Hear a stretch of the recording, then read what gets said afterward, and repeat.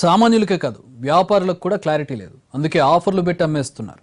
July 1 కల్లా stock clear చేసుకోవాలనే లక్ష్యంతో భారీ డిస్కౌంట్లు ప్రకటించారు. రంజాన్ ఆఫర్ అంటూ ఎలక్ట్రానిక్స్ మీద భారీ ఆఫర్లను ప్రకటించాయి కంపెనీలు. జీఎస్టీ అమలైతే ఎలా ఉంటుందో వ్యాపారుల్లోనూ స్పష్టత లేదు. ఏసీలు, రిఫ్రిజిరేటర్లు, ఇతర ఎలక్ట్రానిక్స్ 28% స్లాబుల్లో వేసింది జీఎస్టీ నిర్ణాయక మండలి. జూలై 1 తర్వాత ఎలక్ట్రానిక్స్ పెరిగినా తగ్గినా చాలా స్వల్పమే కావచ్చంటున్నారు నిపుణులు. వాషింగ్ మిషన్లు, ఎల్ఈడి టీవీలు, రిఫ్రిజిరేటర్లు, హోమ్ థియేటర్లు ఎక్సెట్రా ఏమైనా కొనాలనుకుంటే ఇప్పుడే కొనేయండి, మంచి తరుణం మించిన దొరకదు అంటూ ఊరిస్తున్నాయి సంస్థలు. కొన్ని వస్తువుల మీద 40% వరకు డిస్కౌంట్ ప్రకటించాయి. ఇక ఆన్లైన్ షాపింగ్లో అయితే సగానికి సగం తగ్గించేసి అమ్ముతున్నారు. జీఎస్టీ అమలుకు ముందే స్టాక్ క్లియర్ చేసే ఆలోచన. మొత్తంగా చూస్తే ఎలక్ట్రానిక్ వస్తువులు, హోమ్ నీడ్స్ కొనాలనుకునే వారికి అన్ని పండగల్ని కలిపి తీసుకొచ్చింది జీఎస్టీ. జూలై 1 నుంచి వస్తు సేవల పన్ను అమలు కానుంది. దీంతో జీఎస్టీ అమలుకు ముందే పాత సరుకును విక్రయించుకోవడానికి రిటైలర్లు భారీ డిస్కౌంట్లకు తెరతీశారు. ఖరీదైన గృహోపకరణాలు తక్కువ ధరలకే అంటూ ఆఫర్లు గుప్పించారు. ఎలక్ట్రానిక్ వస్తువుల మీద 20 నుంచి 40% డిస్కౌంట్ లభిస్తోంది. ఎలక్ట్రానిక్ ఉపకరణాల విక్రయదారులు వారి సరుకును జూలై 1 నాటికి పూర్తిగా అమ్మేయడమే లక్ష్యంగా పెట్టుకున్నారు. జీఎస్టీ ప్రభావం అయితే చాలా వరకు ఉంది ఎలక్ట్రానిక్ గుడ్స్ పైన. అది జీఎస్టీ ప్రభావం వల్ల 23% పెరిగే ఛాన్సెస్ ఉంది. అంటే ఒక ఏసీకి 15 to 1800 వరకు పెరిగే ఛాన్సెస్ ఉంది సార్. పాత ఆపరేట్ ప్రైస్కి మేము కస్టమర్లకి ఇస్తున్నాము. అంటే జీఎస్టీ రాకుండా ముందు మా దగ్గర స్టాక్స్ ఉన్నాయి, ఆ స్టాక్ మాత్రమే కంప్లీట్ చేస్తున్నాము. టెలివిజన్ సెట్స్, రిఫ్రిజిరేటర్లు, ఎయిర్ కండిషనర్లు, వాషింగ్ మిషన్లపై రిటైల్ చైన్స్ తో పాటు షాపింగ్ మాల్స్ డిస్కౌంట్లను ఆఫర్ చేస్తున్నాయి. దీంతో వీటి ధరలు తగ్గాయి. డిస్కౌంట్ అనేది సరుకు విక్రయించే రిటైలర్పై ఆధారపడి ఉంటుంది. రిటైలర్లు ఒక వస్తువు రిటైల్ ధరపై సాధారణంగా 10 నుంచి 15% డిస్కౌంట్ ఇస్తుంటారు. కానీ ఇప్పుడు ఈ డిస్కౌంట్ గరిష్టంగా 3 రెట్లు పెరుగుతోంది.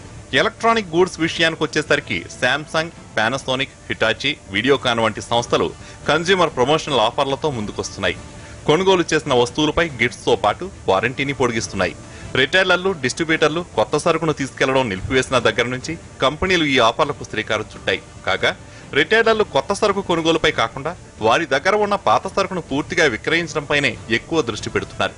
ఈ నెల 27లోగా తమకు నచ్చిన వస్తువులను బుక్ చేసుకుంటే వాటిని 31లోగా ఫ్రీగా డెలివరీ ఇస్తామని చెబుతున్నారు. యాక్చువల్లీ జీఎస్టీ వచ్చిన తర్వాత నెక్స్ట్ మంత్ నుంచి ప్రైజెస్ అన్ని 5% పెరుగుతున్నాయి సార్. ప్రెసెంట్ గా మీరు మార్కెట్లో చూసుకుంటే కనుక ప్రైజెస్ చాలా తక్కువ రేట్లో వస్తున్నాయి. కస్టమర్ బెనిఫిట్ అనేది ప్రెసెంట్ డేస్ లో ఉన్నాయి. మీకు నెక్స్ట్ మంత్ లో తీసుకుంటే ఎలాగైనా 5% పెరుగుతుంది. కాబట్టి మేము బజాజ్ ఎలక్ట్రానిక్స్ లో మీకు కస్టమర్ కి దగ్గర ప్రైస్ అనేది చాలా డిస్కౌంట్ ఆఫర్లు ఇస్తున్నాము. ప్లస్ ఈఎంఐ ఫెసిలిటీ కూడా ఇస్తున్నాము. ఏదైనా డౌన్ పేమెంట్ కూడా చేయకుండా వాళ్ళందరికీ, అందరి మధ్యతరగతి వాళ్ళకి అందరికీ కూడా ఈఎంఐ ఫెసిలిటీ, డౌన్ పేమెంట్ చేయకుండా ఫెసిలిటీ ఇస్తున్నాం. అన్ని రిఫ్రిజిరేటర్ కానీ, వాషింగ్ మిషన్స్ కానీ అన్నిట్లో ఇస్తున్నాం. ఇదే జీఎస్టీ తర్వాత సేమ్ ఫ్రిడ్జ్ నేను తీసుకుంటే ఒక 6,000 పెరుగుతుండొచ్చు అని అంటున్నారు. సో మోస్ట్లీ అందుకని చెప్పేసి బిఫోర్ జీఎస్టీ తీసుకోవడం బెటర్ అని వాళ్ళ షాప్ వాళ్ళ సజెషన్. జీఎస్టీ అమలైతే పరిస్థితులు ఎలా ఉంటాయనే దానిపై వ్యాపారుల్లోనూ అవగాహన లేదు. లాభాలైనా నష్టాలైనా స్వల్పంగా ఉంటాయని భావిస్తున్నారు. ప్రస్తుతం వివిధ ఎలక్ట్రానిక్స్ వస్తువుల మీద 29% పన్నులు ఉన్నాయి. వీటిని 28% స్లాబ్లోకి చేర్చడంతో ఏసీలు, ఫ్రిడ్జ్లు లాంటి వస్తువుల ధరలు స్వల్పంగా తగ్గే అవకాశం ఉంది. జూలై 1 తర్వాత పరిస్థితులు ఎలా ఉంటాయో అర్థం కాక ఉన్న స్టాక్ క్లియర్ చేసి నగదు చేతిలో ఉంచుకోవాలని భావిస్తున్నారు. అందుకే స్టాక్ మొత్తం క్లియర్ చేసుకునేందుకు భారీగా ఆఫర్లు ప్రకటించారు. జీఎస్టీ దెబ్బతో లాభాల మాట ఏమో గానీ ఉన్న స్టాక్ను అమ్ముకోవాలనే తొందరలో కొంతమేర నష్టాలు కూడా కలుగుతున్నాయనేది కొంతమంది వ్యాపారుల మాట. డిస్కౌంట్ల కారణంగా 6 నుంచి 14% మేర నష్టాలు రావచ్చని రిటైలర్లు అభిప్రాయపడుతున్నారు. మే నెలకు ముందు కొనుగోలు చేసి ఇంకా విక్రయించని వస్తువులపై దాదాపు 6% వరకు నష్టాలు రావచ్చని వాపోతున్నారు.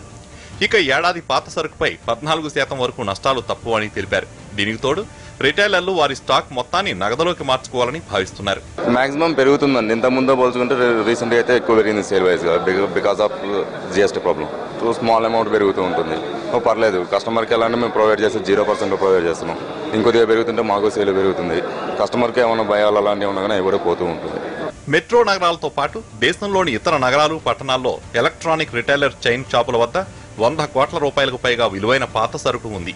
దీంతో ఆయా రిటైలర్ల మార్జిన్లపై తీవ్ర ప్రతికూల ప్రభావం పడనుంది. రిటైలర్లు జూలై నాటికి సాధ్యమైనంత తక్కువ సరుకును ఉండేలా చూసుకుంటున్నారు. డిస్కౌంట్ల రూపంలో వస్తువులను విక్రయించడం వల్ల నష్టాలు తప్పు అని పేర్కొన్నారు. ముందస్తు డిస్కౌంట్ల కారణంగా జూలై విక్రయాలపై ప్రతికూల ప్రభావం ఉంటుందని అంచనా వేస్తున్నారు.